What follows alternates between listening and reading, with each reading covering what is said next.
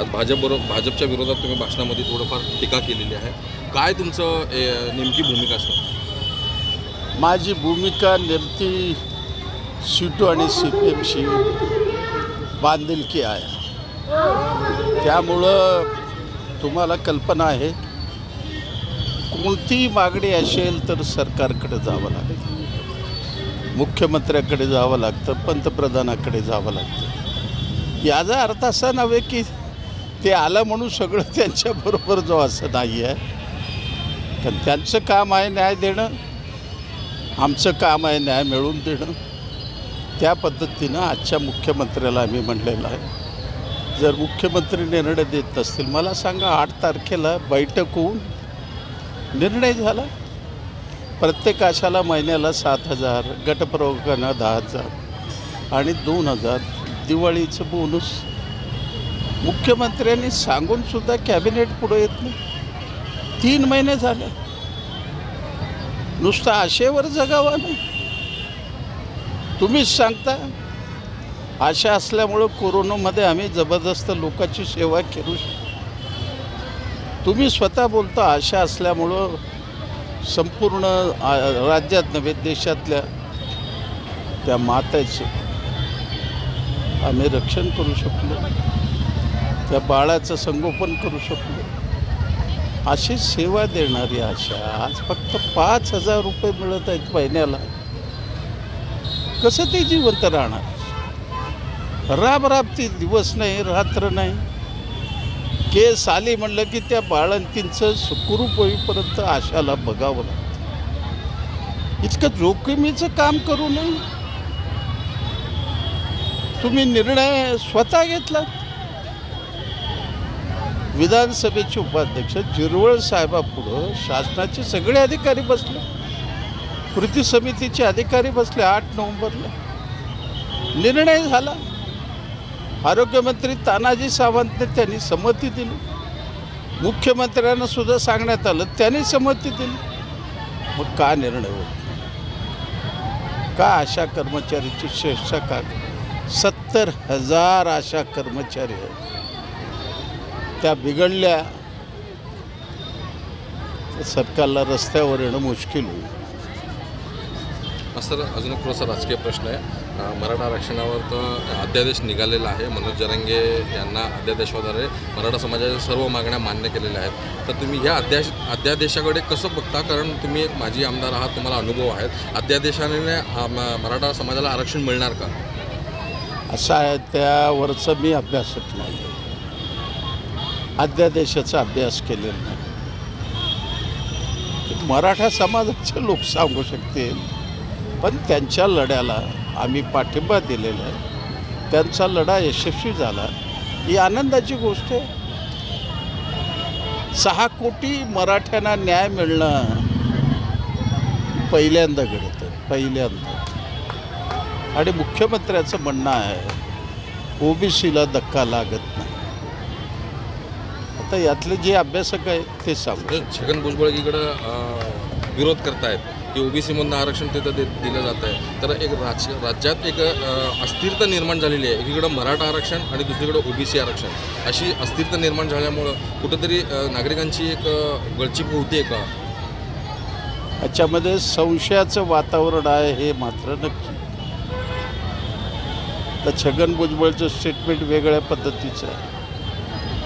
त्यांचं म्हणणं आहे की 27% आरक्षण आम्हाला आहे, त्याच्यामध्ये हे पुन्हा आमच्यामध्ये येणार, आमच्या ताट्याचे वाटेकरी येणार, असं त्यांचं म्हणणं. मनोज जरांगे पाटलाचं म्हणणं, अनादिकालापासून आमच्या नोंदी सापडलेल्या आहेत. 57 लाख लोकांच्या नोंदी सापडलेल्या आहेत. प्रचंड मोठी आहे. जे सगळे सोयरे असतील त्यासंबंधीचं सरकारने GR काढलं, ते चुकीचं आहे असं मी म्हणणार नाही. कारण कुणबी तुमच्या रेकॉर्डवर सापडलेलं आहे. स्वातंत्र्यापूर्वीचं रेकॉर्ड तुम्हाला सापडलेलं आहे. त्यामुळं मनोज जरांगे पाटलांनी जवळजवळ आरक्षणचा लढा जिंकला असं म्हणायला अडचण नाही. अजून एक दुसरा एक प्रश्न आहे. सोलापुरात दुसऱ्यांदा आमदार नितेश राणे यांचा दौरा झालेला आहे. पंढरपूरमध्ये देखील त्यांनी एक भाषणामध्ये असं वक्तव्य केलं आहे की पोलीस माझं काही वाकडं करू शकत नाही. आणि सोलापुरात देखील त्यांनी बेताल वक्तव्य करून गेले आहेत. गुन्हे देखील दाखल झाले आहेत. सोलापूरचं जातीय किंवा सामाजिक वातावरण बिघडवण्याचं काम भाजपकडनं होत आहे का? आता फक्त सोलापुरात नव्हे, संपूर्ण देशामध्ये अशा पद्धतीचं वातावरण आहे. प्रभू रामचंद्राला कोण विरोध करणारा माणूस आहे का? अयोध्येचा समारंभ 22 तारखेला केलं. संपूर्ण देशामध्ये कोणीतरी कायदा पाळला का? भारतीय जनता पक्ष असतील, बजरंग दल असेल, विश्व हिंदू परिषद असेल, एकाने तरी परवानगी काढली? तुम्हाला रान मोकळं? कशाची परवानगी? पोलिसाच्या परवानगी घेतल्या नाही. कुठं रॅली निघतं काय? कुठं लोक रस्त्यावर नाचतात काय? लोक काही करू लागलेले आहेत. असं कसं होणार? घटनेप्रमाणे तुम्हाला हे नियम पाळावं लागेल. आणि कितीही राणेसाहेब या ठिकाणी येऊन बडबडायचा प्रयत्न केलं तर त्याचे परिणाम वाईट होते. ते नवीन आहेत, अजून त्यांना माहीत नाही. त्यांचे वडील नारायणराव राणे यांच्याशी माझा संबंध चांगले आहेत. मी मुंबईला गेल्यावर त्यांना भेटायचा प्रयत्न करतो. तुमच्या मुलाला आवरण्याचा प्रयत्न करा. इतकं मुस्लिमाविरुद्ध विष शोकणं बरं नाही. मुस्लिमही या देशाचा नागरिक आहे. या देशामध्ये हिंदू मुस्लिमांनी मिळून संघर्ष केल्यामुळं स्वातंत्र्य मिळालं. आज मुस्लिम असू द्या, हिंदू असू द्या, त्याशिवाय उत्पादन होणार नाही आहे. शेतामधली शेती पिकणार नाही आहे. तुम्ही जर अशा पद्धतीनं जातीवरनं देशाला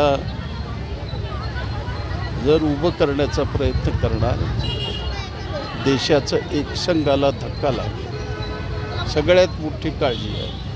आज निवडणूक येईल जाहीर, पण एकदा मन दुबंगले त्याचे वाईट परिणाम होते. म्हणून माझी विनंती राहणार आहे, प्रचाराचा आधार घेऊन तुम्ही सांगता ना आम्ही हे काम केलं ते काम केलं, सांगा लोक पुढं. आमचं काही म्हणणं नाही. त्याने असं पण बोलतात की पोलीस माझं काही वाकडं करू शकत नाही आणि 2 चापट मारा आणि माझ्याकडे या, मी तुम्हाला सोडून आणतो, असं देखील म्हणजे आव्हान करतात. माझा बॉस सागर बंगल्यावर बसलाय म्हणतो आपला बॉस. म्हणजे अप्रत्यक्षपणे देवेंद्र फडणवीस यांचा पाठिंबा आहे असं देखील म्हणण्याचा प्रयत्न. तसं असेल तर देवेंद्र फडणवीसांना राजीनामा द्यावा लागेल. या राज्यामध्ये बॉस बिस्कुट नाही आहे. हे गुंडांचं राज्य आहे. हे जनतेचं राज्य आहे. बॉस कोणाला म्हणतात? गुंडगिरी करणाऱ्यामध्ये बॉस असतो. राज्य करतात. देवेंद्र फडणवीस माझ्याबरोबर 5 वर्ष आमदार होते. चुकून असं शब्द त्यांनी कधी काढला नाही.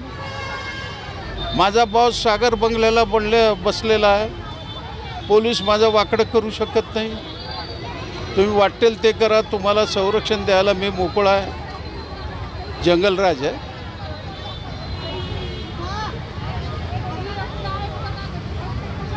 याचे परिणाम त्यांना भोगावं लागतं. ज्या प्रकारे सध्या महाराष्ट्राची स्थिती आहे, तर महाराष्ट्राचं मणिपूर निघाला भाजपचं महाराष्ट्राचं मणिपूर होईल का भविष्यात? त्या मार्गावर आहे एवढं बोलून. तर प्रकाश आंबेडकरांनी 48 जागा लढवणार असं म्हणणं आहे लोकसभाचे. वंचित बहुजन आघाडी प्रकाश आंबेडकर यांनी काल माढ्यामध्ये असं सांगितलं आहे की महाराष्ट्रातल्या सगळ्या लोकसभेच्या सर्व जागा लढवणार आणि इंडिया आघाडीसोबत आघाडी करणार. प्रकाश आंबेडकरांना आमचं आव्हान आहे, विनंती आहे, त्यांनी इंडिया आघाडीमध्ये जागेचं वाटप त्यांनी करून घ्यावं त्या ताकदीप्रमाणे. प्रत्येकाने जर अशा पद्धतीनं जर वेगळं जर लढायचं निर्णय घेतलं तर मोदींना मोकळं रान सुटेल. आज नितीश कुमार गेला, ममता त्या मार्गावर आहे, बहनजी त्या मार्गावर आहे आणि प्रकाश आंबेडकर इतके मोठे विद्वान माणूस आंबेडकरच्या वंशजचे आहेत. घटना वाचवणं हे सगळ्यांचं काम आहे. प्रकाश आंबेडकरांना आमची विनंती राहणार आहे, 48 जागा उभं करू नका. तुमच्या ताकदीप्रमाणे इंडिया आघाडीनं त्यांना जागा द्यावं, सन्मान द्यावं, सन्मानानं त्यांना त्या पद्धतीचं वागणूक मिळावं, ही सुद्धा आमची मागणी राहणार आहे.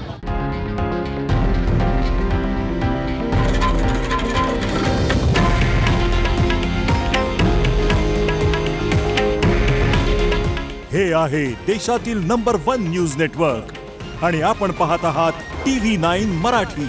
काळजी तुमची, हित महाराष्ट्राचं.